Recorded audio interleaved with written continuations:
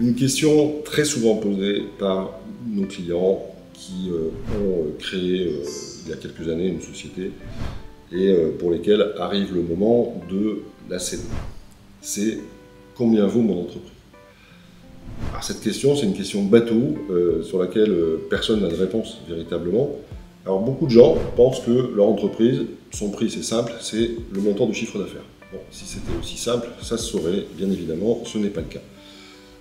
Pour autant, ça peut être le cas, mais on va développer et voir que ce n'est pas aussi simple qu'il puisse y paraître.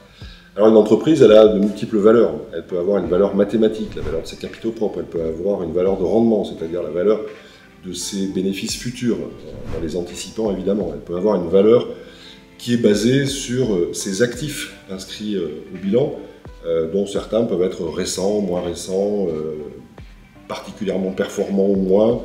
Elle peut aussi avoir une valeur, bien évidemment, qu'on va qualifier d'intuitu personnel. Je vais prendre un exemple très simple, un cabinet d'avocats. Est-ce qu'un cabinet d'avocats dont le métier principal est d'intervenir pour des clients personnes physiques sur du droit non récurrent, un exemple très simple, le droit de la famille, a une valeur qui est définissable de manière analogue à un cabinet d'avocats avec de multiples associés qui va intervenir principalement pour une clientèle d'entreprise en conseil et en contentieux de manière récurrente?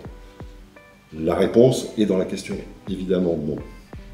Derrière, on va donc amener le chef d'entreprise à réfléchir sur la valeur que lui estime par rapport à une valeur qui est la seule valeur réelle d'une entreprise, c'est celle que consentira à mettre un acquéreur, donc la valeur de marché.